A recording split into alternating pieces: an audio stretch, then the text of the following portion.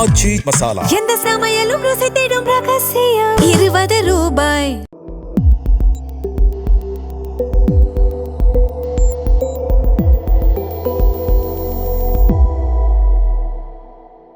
Sir வணக்கம். வணக்கம் Gabriel. Sir, இப்போ தாவேக்காவுக்கு சிங்கிள் மெஜாரிட்டி இல்லை, பட் காங்கிரஸ் பார்ட்டி அவங்களோட அலையன்ஸ் வைக்கிறதுக்கு ரெடியாக இருக்காங்க. இப்போ இது ஒரு முக்கியமான ஒரு நிகழ்வு. திமுக கூட்டணி உடையுது. காங்கிரஸ் இப்போ திமுக விட்டுட்டு தாவேக்காவோட போய் சேர போகிறாங்க. நீண்ட நெடிய கூட்டணி.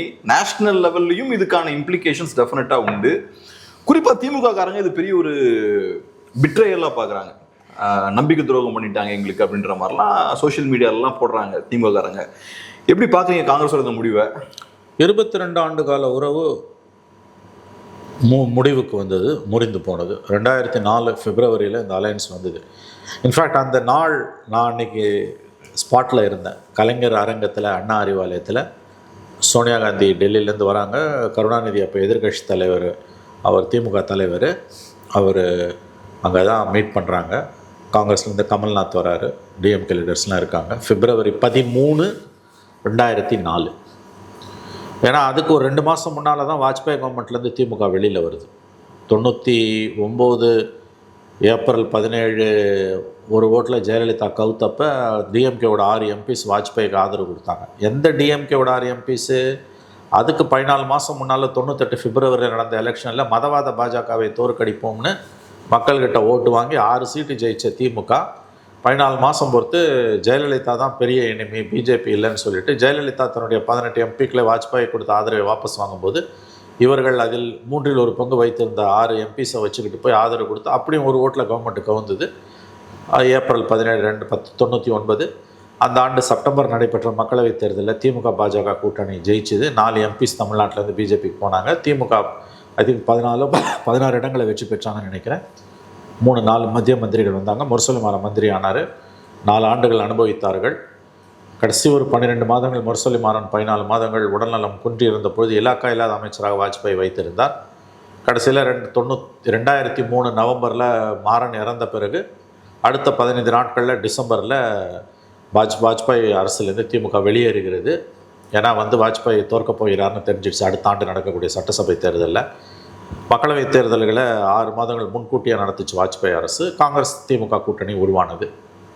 அதுலேருந்து 2004லேருந்து 2026 வரைக்கும் 22 ஆண்டுகள் அந்த கூட்டணி இருந்திருக்கு. ஒரே ஒரு தேர்தல் 2014 மக்களவை தேர்தல் மட்டும் தனியாக நின்னாங்க. அதை தாண்டி இந்த 22 ஆண்டுகளில் 4 சட்டமன்ற தேர்தல்கள், 4 மக்களவை தேர்தல்கள். 2006, 2011, 2016, 2021, 2025, 26 5 சட்டமன்ற தேர்தல்கள். 5 சட்டமன்ற தேர்தல்கள். 2004, 2009, 2019, 2024 4 மக்களவை தேர்தல்கள் கூட்டணியாக இருந்தாங்க. அதாவது 9 தேர்தல்களை அவர்கள் 22 ஆண்டுகளில் சந்தித்திருக்கிறார்கள். இது கேப்ரியல் ஒரு கின்னஸ் ஒரு record. May not be Guinness record, but it's ஒரு ரெக்கார்டு. ஒரு 22 years, almost quarter of a century. Together they have faced 9 elections, 5 parliament elections and 4 assembly elections face பண்ணாங்க. இப்போ இந்த அசம்பிளி எலெக்ஷன்லேயே அது கசந்து போனது. கடந்த தேர்தல்களை விட ஒரு இழுபறியில் வந்தது. கூட்டணி உடையும்னு எதிர்பார்த்தாங்க. கடைசி நேரத்தில் தப்பிச்சுது. திமுக கிட்டேருந்து 3 சீட்டு தான் கூட வாங்க முடிஞ்சது. ஒரு ராஜ்யசபா வாங்கினாங்க, அவ்வளவுதான். கம்பைண்டாக ராகுல் காந்தியும் ஸ்டாலினும் ஜாயிண்ட் கேம்பெயின் பண்ணவே இல்லை. இந்த 5 அசம்பிளி எலெக்ஷனில் இது வரைக்கும் நம்ம பேசுனதில் சோனியா காந்தி, கலைஞர், சோனியா காந்தி, ஸ்டாலின், ராகுல் காந்தி, ஸ்டாலின் பிரச்சாரம் பண்ணியிருக்காங்க. This time first time joint campaign பண்ணல. அலைன்ஸில் ராகுல் காந்திக்கு விருப்பம் இல்லை. சோனியா காந்தி உடல்நலம் குன்றி இருக்கிறார். கார்கேவை எப்படியோ சரி கட்டி இந்த அலையன்ஸ் கொண்டு வந்தாங்க செல்வ பெருந்தகை மூலமாக. அது 28 சீட், இன்னும் 5 தான் ஜெயித்தாங்க. இப்போ விஜய்க்கு ஒரு வாய்ப்பு வரும்பொழுது கிட்டத்தட்ட நெருங்கிட்டார். பாஸ் மார்க் தொடர லெவலுக்கு வந்துட்டார். வெற்றி கோட்டை எட்டி விட்டார்னும் போது காங்கிரஸ் திமுகவை கழட்டி விடுவதற்கு நேரம் பார்த்துருந்தது. கழட்டி விட்டுட்டாங்க. 5 எம்எல்ஏஸ் ஆதரவு கொடுத்துட்டாங்க. நேரில் போய் பார்த்து மாலை போட்டாங்க. லெட்டர் ஆஃப் சப்போர்ட்டிங் கொடுத்துட்டாங்க. இது தேசிய அரசியலிலும் பாதிப்பை ஏற்படுத்தும். எப்படின்னு கேட்டிங்கன்னா, கடந்த 12 ஆண்டுகளாக மோடி கவர்மெண்ட் வந்ததுலேருந்து 2014 காங்கிரஸோட எல்லா பாலிட்டிக்ஸ்க்கும் உறுதுணையாக நின்னது திமுக. 2014 காங்கிரஸும் 0, பிஜேபி திமுகவும் 0. 2019 and 24 இந்த 7 ஆண்டுகளில் வந்து காங்கிரஸுக்கு தோளோடு தோள் நின்னது திமுக தான். இன்ஃபேக்ட் இந்தியாவில் எந்த பிராந்திய கட்சியும் விட காங்கிரஸுக்கு ரொம்ப உறுதியாக குரல் கொடுத்தது திராவிட முன்னேற்ற கழகம் தான். நான் அவங்களுக்கு வந்து இன்றைக்கி வந்து காங்கிரஸோட உறவு அருந்திருக்கிறது. தேசிய அரசியலில் இனிமேல் காங்கிரஸை கண்மூடித்தனமாக திமுக ஆதரிக்கும் என்று நிச்சயமாக சொல்ல முடியாது. வாய்ப்பு கிடைக்கும் போதெல்லாம் அவர்கள் காங்கிரஸுக்கு குடைச்சலை கொடுப்பார்கள். மம்தா பானர்ஜி மாதிரி சமாஜ்வாதி பார்ட்டி மாதிரி தனியாக, நாட் சமாஜ்வாதி, மம்தா மாதிரி தனியாக பிஜேபியை எதிர்க்கக்கூடிய ஒரு அரசியலை திராவிட முன்னேற்ற கழகம் கையில் எடுக்கும். மோடியால் அவ்வளோ சீக்கிரம் டிஎம்கேவை எதுவும் பண்ணிட முடியாது. ஏன்னா 32 எம்பிஸ் அவங்க கையில் இருக்காங்க. பார்லிமெண்ட்டில் சில முக்கியமான பில்ஸுக்கெல்லாம் அவருடைய ஆதரவு தேவைப்படலாம். பிஜேபிக்கு மோடிக்கு திமுக மேலே இருக்க ஒரே கோவம் திமுகவோட ஊழலோ திமுகவுடைய வாரிசு அரசியலோ கிடையாது. மாறாக காங்கிரஸை ஏன் சுமக்கிறீங்கன்றது தான். அதுலேருந்து இன்றைக்கி அவங்க விடுபட்டு விட்டார்கள். இப்போ காங்கிரஸ் கல்வி விட்டுருக்கு இல்லை, அது correct. But this is a blessing in disguise தான் அவங்க டிஎம்கே பொறுத்த வரைக்கும். ஏன்னா இங்கே மாநிலத்தில் அதிகாரம் போன பிறகு மோடியின் அருட்கண் பார்வையிலேருந்து அவர்கள் தப்பலாம். இப்போ இடி கேஸ்லாம் இனிமேல் திமுக மேலே வராது. ஏன்னா அவங்க காங்கிரஸை கட்டிட்டாங்க. ஆனால் இப்போ திமுகவை விட ஸ்ட்ராங்கான ஒரு பார்ட்னர் கிடச்சிருக்க மாதிரில இருக்குது. யாருக்கு? காங்கிரஸுக்கு தமிழ்நாட்டில். அது இருக்குங்க. பார்லிமெண்ட்டில் நேஷனல் பாலிடிக்ஸில் டிஎம்கே 32 எம்பி இருக்கான். டிவிகேக்கு என்ன இருக்குது? 29 வர வாய்ப்பு இல்லையா? அது வரும்போது பார்த்துக்கலாம். இன்றைக்கி சொல்லுங்கள், நாளைக்கு என்ன நடக்கும்? அது 3 வருஷம் பார்த்து என்ன நடக்கும்? Day is a long period in politics. ஆனால் இன்னைக்கு இருக்கிற எம்பிஸ் வச்சு மோடிக்கு என்ன யூஸ் இருக்குது? 29 வர எம்பிஸ் நிறையா இருக்குது. பார்லிமெண்ட்டில் எவ்வளோ பில்ஸ் எல்லாம் வந்து நீங்கள் நினைக்கிற மாதிரி வந்து ரொம்ப சட்டிலாக வந்து நிறைய காரியங்களை பண்ணலாம். 29 வந்து தாவேக்காவோட காங்கிரஸோட உறவு எப்படி இருக்கும், தாவேக்காவே எந்த ஷேப்பில் இருக்கும், இதெல்லாம் தெரிசி ஒரு விஷயம் புரிஞ்சுக்கோங்க. All certain things set and done in spite of all their shortcomings வந்து DMK is a very powerful regional party. It has its resilience. எவ்வளவோ தோல்விகளுக்கு மீறி அவங்க வந்திருக்காங்க. இன்ஃபேக்ட் டிஎம்கே ஃபேஸ் பண்ண டிஃபீட்ஸை இந்தியாவில் எந்த ரீஜனல் பார்ட்டியுமே ஃபேஸ் பண்ணது கிடையாது. அஸ் ஐ சே ஆல்வேஸ், அவங்களோட லைஃப்பில் வந்து 2/3 ஆஃப் தர் டென்யூர் லைஃப் ஸ்பேனில் வந்து அவங்க அப்போசிஷனாக தான் இருந்திருக்காங்க. 1/3 தான் அவங்க பவரில் இருந்திருக்காங்க. மற்ற பார்ட்டிஸ்லாம் வந்து 2/3 பவரில் இருந்திருப்பாங்க, ஆர் மோர் தேன் 2/3 பவரில் இருந்திருப்பாங்க. டிஃபீட் ஆஃப்டர் டிஃபீட்லேயும் அவங்களால நிற்க முடியுது. அது வந்து ஒரு கன்சிஸ்டண்ட்டாக 25% ஓட்ஸை தன் கையில் வச்சுருக்கக்கூடிய பார்ட்டி அது. ஸோ டிஎம்கேவோட ரெசிலியன்ஸ் இன்றைக்கி 32 எம்பிஸ் கையில் இருக்காங்க. இதெல்லாம் வந்து உங்களுக்கு அவ்வளோ சீக்கிரமாக டிவிகாவால் வந்து காம்பன்சேட் பண்ண முடியாது. ரெண்டாவது, பார்லிமெண்ட்டில் வந்து நிறைய பில்ஸ் எல்லாம் வந்து மோடி கவர்மெண்ட்டுக்கு வந்து கட்டையை கொடுத்துட்டு இருந்தவங்க இனிமேல் அவ்வளோ செய்ய மாட்டாங்க. குருட்டுத்தனமாக காங்கிரஸை போய் இனிமேல் திமுக சப்போர்ட் பண்ணாது. மோடி அவங்களுக்கு வைத்த கோரிக்கையே ஒன்று தான், என்னை எதிர்த்து பாலிடிக்ஸ் பண்ணு, தமிழ்நாட்டில் அது உனக்கு இஃப் இட் இஸ் ஈல்டிங் டிவிடென்ஸ்னால் கோ ஃபார் இட். பட் காங்கிரஸோடு சேர்ந்து செய்யாத, தனியாக பண்ணுன்றது தான் அவங்களோட ஒரே வேலை. இப்போ முக்கியமான ஒரு விஷயம் என்னன்னா சார், இப்போ நேஷனல் லெவலில் காங்கிரஸ் பிஜேபி இல்லாத பிஜேபிக்கு எதிரான ஒரு 3வது அணி ஒன்றை உருவாக்கக்கூடிய முயற்சிகளில் ஈடுபட்டு இருக்காங்க. அந்த முயற்சிகள் போயிட்டு இருக்கு. மம்தா பானர்ஜி அப்புறம் அகிலேஷ் யாதவ்லாம் இந்த விஷயத்த பண்ணிட்டு இருக்காங்க. இப்போ திமுகவால் பாஜகவோட போய் சேர முடியாது.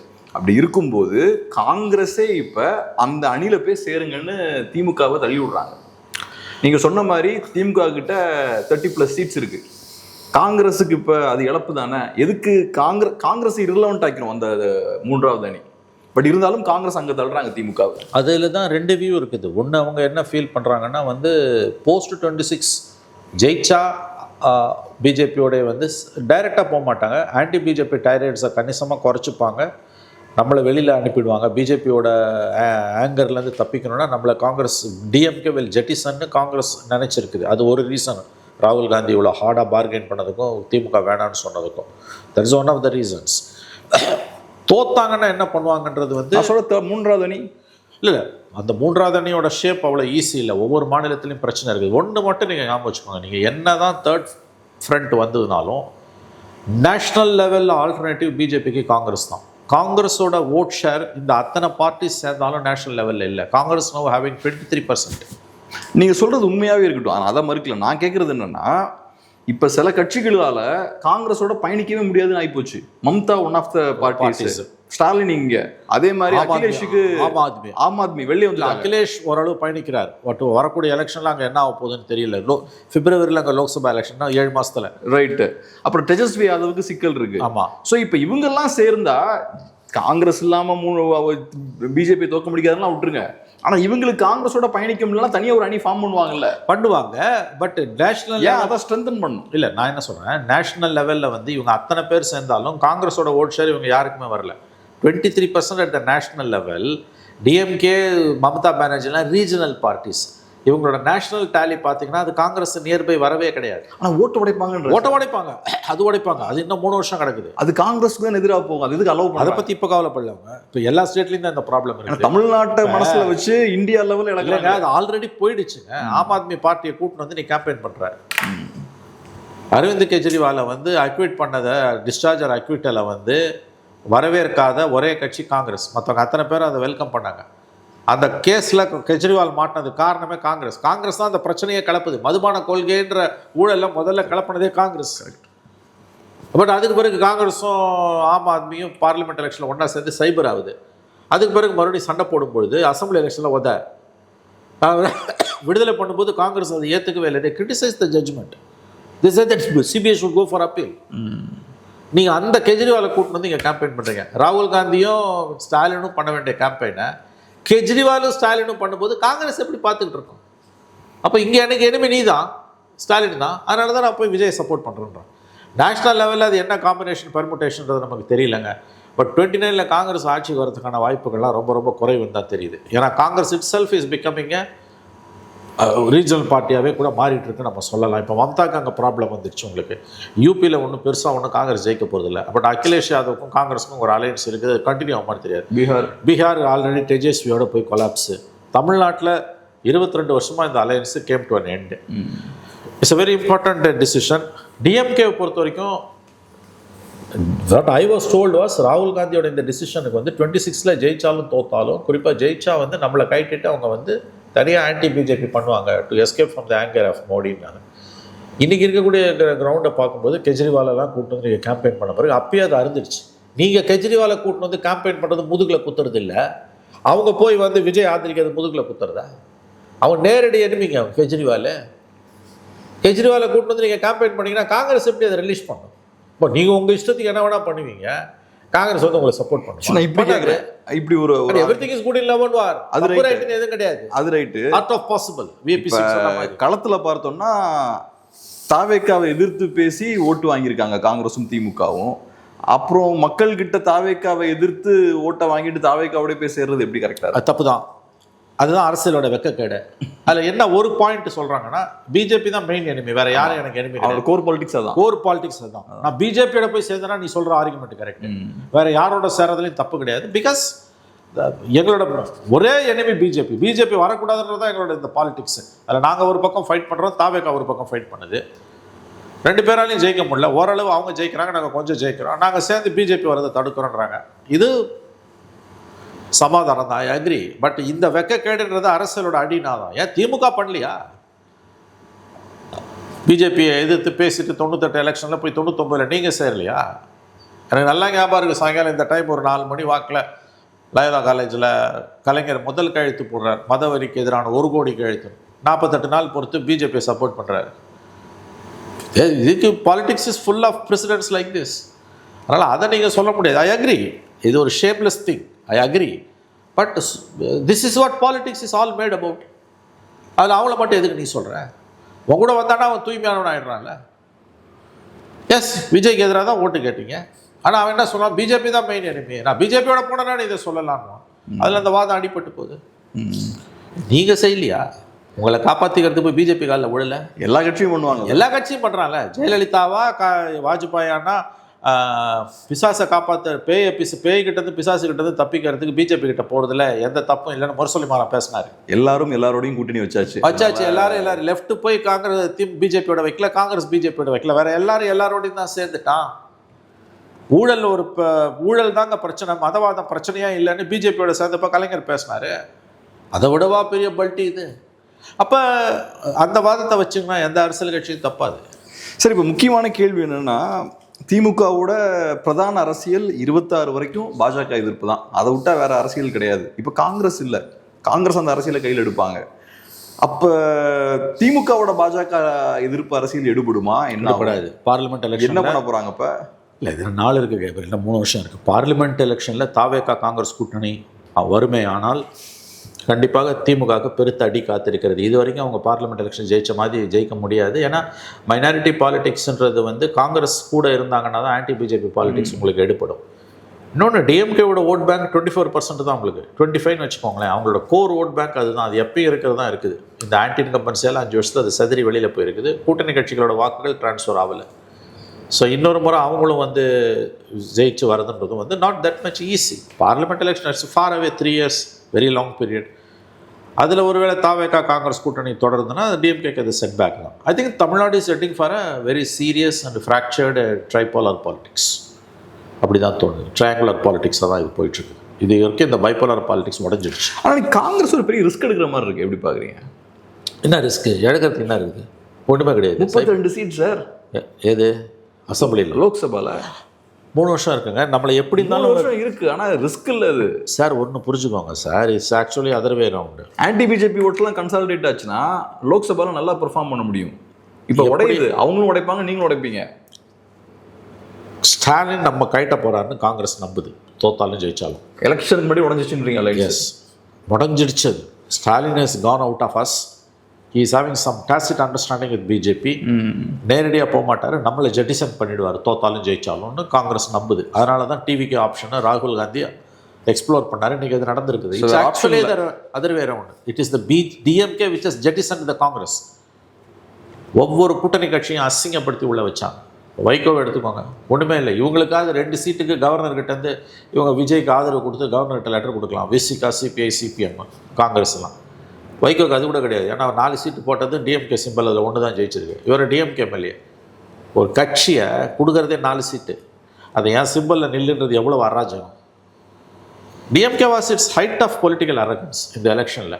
அதுக்கு தான் which they are paying the price. இப்போ ஒரு விஷயம் என்னென்னா, திமுகவை இந்த எலெக்ஷனில் தோக்கடிச்சிட்டாங்க தாவேகா. 2வது அவங்க அலைன்ஸையும் உடைச்சிட்டாங்க.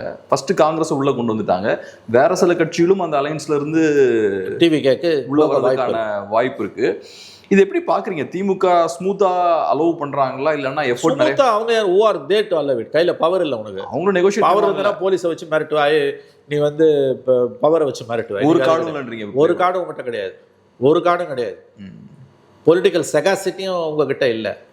4 சீட்டு கொடுத்து ஒரு கட்சியை இழிவுபடுத்துறீங்க. 6 சீட்டு வாங்கினவன அந்த 4 அவன் என் சிம்பிளில் நிற்கிறான், முடியாதுன்றீங்க. சரின்னு கடைசியில் 3 தொகுதி டிஎம்கே சிம்பிள், ஒரே ஒரு தொகுதி என் சிம்பிள்ன்ற சரின்றான். கடைசியில் அந்த ஒரு தொகுதியும் வந்து பிடுங்குறீங்க. Humiliation after humiliation.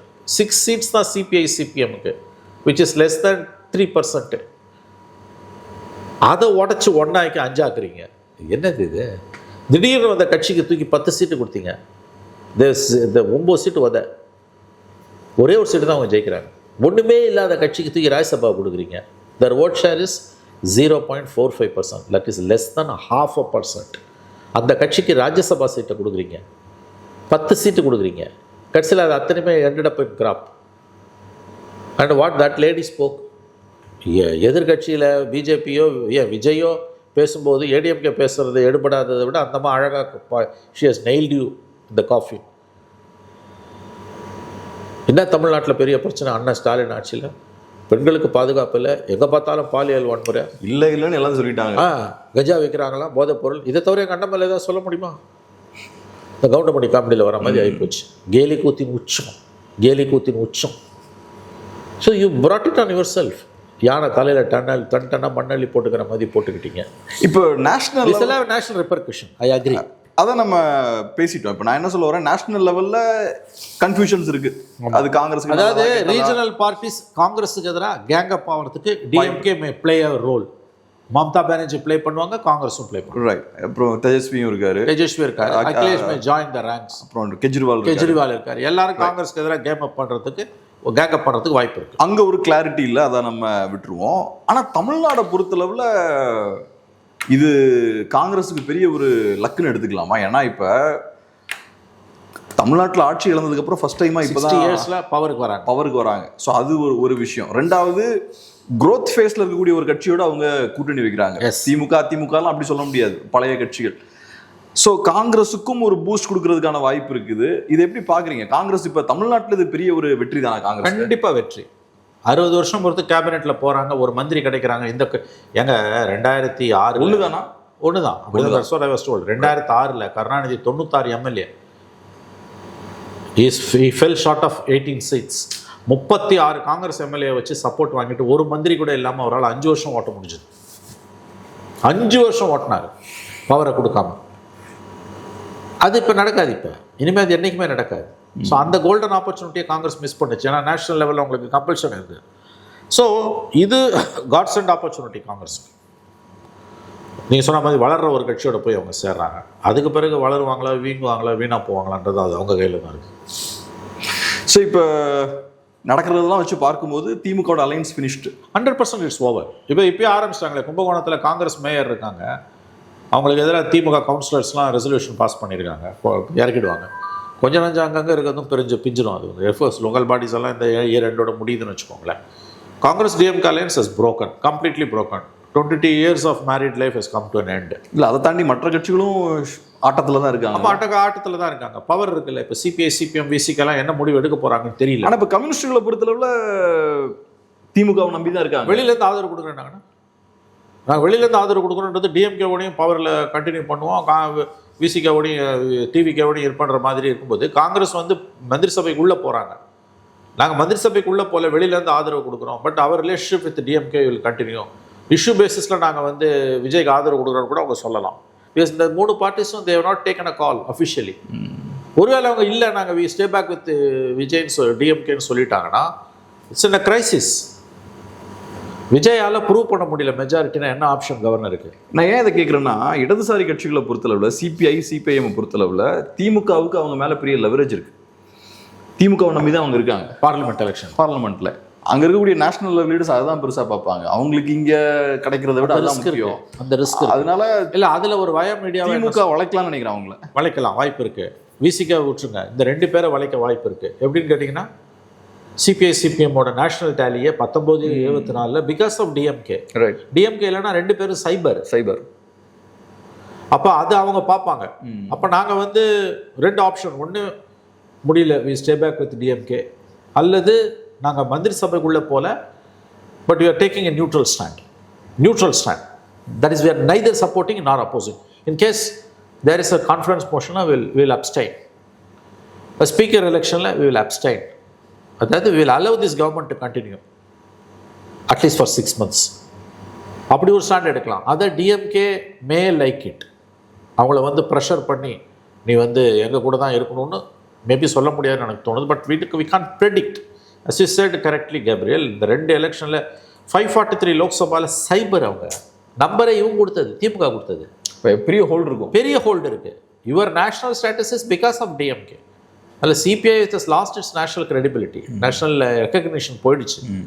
சிபிஎம்முக்கு ஒட்டின்னு இருக்குது அப்படியே. அவங்களுக்கு 4 seat, 2 Tamil Nadu, 1 Rajasthan and one more state. DMK இல்லைன்னா தேர் 0, 2 பேரும் 0. திமுக இல்லைனா சிபிஎம்முக்கான 1 இருக்கலாம், சிபிஐக்கு 0. அப்போ அவங்களோட லெவரேஜ்ன்றது என்ன? இப்போ அதை திமுக கேட்கும்ல naturally. And DMK is a valid point in it. Whatever maybe your complaints against me. நீங்கள் நேஷ்னல் பார்ட்டி, நாங்கள் ரீஜனல் பார்ட்டி. நேஷ்னல் பார்ட்டியை விட ரீஜனல் பார்ட்டிக்கு நம்பர்ஸ் அதிகமாக இருக்குது. நம்பர் 1. நம்பர் 2, அதை விட முக்கியம் நம்பர்ஸை விட உன்னோட நேஷ்னல் ப்ரெசன்ஸை ரெக்கக்னிஷன் இல்லை. உன்னோட நேஷ்னல் ப்ரெசன்ஸை என்னால் நான் எதுக்கு வந்து உன்னை அடுத்த எலெக்ஷனில் சுமக்கணும்? அடுத்த எலெக்ஷனில் கொடுக்க மாட்டான். நெக்ஸ்ட் எலெக்ஷனில் வந்து அவங்க கொடுக்க மாட்டாங்க. அது வந்து ரொம்ப நன்றி சார். உங்கள் பிஸியான டைமில் அருமையான ஒரு பேட்டி கொடுக்க ரொம்ப நன்றி.